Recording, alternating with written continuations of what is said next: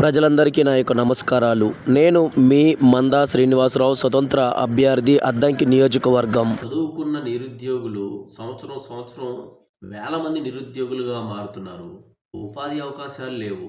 ఈ చదువుకున్న యువతకు ఉపాధి అవకాశాలు ఏవి సార్? ఏవి? టెక్నాలజీ పెరుగుతుంది కదా.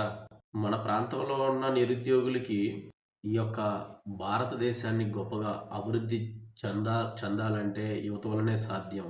రాజకీయంలోకి చదువుకున్న యువత ఎందుకు రాకూడదు? నేను ఇంత చదివాను, నేను ఏమీ ఉపయోగపడతలేదు ఎవరికి, నా ఇంట్లో వాళ్ళు నన్ను అసహించుకుంటున్నారు, నాకు ఉద్యోగం లేదు, నాకెవరు ఉద్యోగం ఇవ్వటం లేదు, నేను సర్టిఫికెట్లు పట్టుకొని వీధి తిరుగుతున్నాను ఇంటర్వ్యూస్ కోసం అని కృంగిపోవద్దు. మీరు ఫెయిల్ అయ్యారు, జీవితంలో ఎన్నో కష్టాలు ఎదురయ్యారు, ఎన్నో ఇంటర్వ్యూలకు వెళ్ళారు, ఎన్నో బాధలు పడ్డారు, ఎన్నో అవమానాలకు గురయ్యారు. నిరుద్యోగులుగా ఉన్న మీరు ఎంత దీనంగా, ఎంత బాధపడి ఉంటారో నేను గ్రహించగలను. ఒకసారి మీరు గ్రహించండి. మీరు ఎన్నికల్లో ఎందుకు పోటీ చేయకూడదు?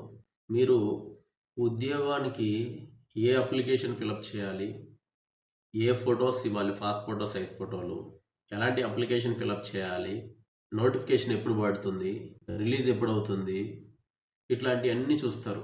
సేమ్ ఇదే విధంగా కొంతమంది సినిమాని ఎక్కువగా ఇష్టపడతారు యువత. ఒక సినిమా హీరో ఎవరు, హీరోయిన్ ఎవరు, విలన్ ఎవరు, ఆ సినిమా ఎప్పుడు రిలీజ్ అవుతుంది, షూటింగ్ ఎప్పుడు పూర్తి చేసుకుంది, ప్రీ రిలీజ్ ఎప్పుడయ్యింది, ఈవెంట్ ఎప్పుడు జరుగుతుంది, థియేటర్లోకి ఎప్పుడు రిలీజ్ అవుతుంది, ఇలాంటివన్నీ చూస్తారు. ముఖ్యంగా చదువుకున్న యువతతో నేను మాట్లాడుతున్నాను.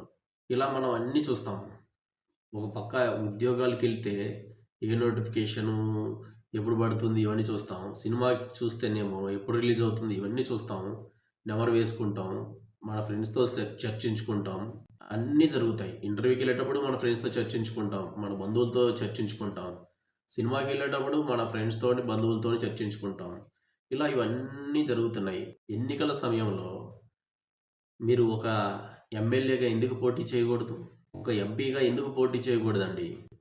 చెప్పొచ్చేవులయ్యా, నువ్వు కూడా ఎమ్మెల్యేగా పోటీ చేసావు, ఏమైనా ఉద్ధరించావా జనాలకి అని ఒకవేళ అనుకుంటారేమో నన్ను. నేను మీ అందరికీ ఒక మాట చెప్తున్నాను. నేను మీలాగే పేద కుటుంబం నుంచి వచ్చాను. నాకు ఎదురైన అనుభవాల దృష్ట్యా నేను ఎమ్మెల్యేగా పోటీ చేశాను. నా గురించి తర్వాత మీతో కొన్ని మాటలు చెప్తాను. మీరు ఎమ్మెల్యేగా, ఎంపీగా పోటీ చేసింటే మన ప్రాంతాలు, నియోజకవర్గాలు గొప్పగా అభివృద్ధి చెందుతాయి.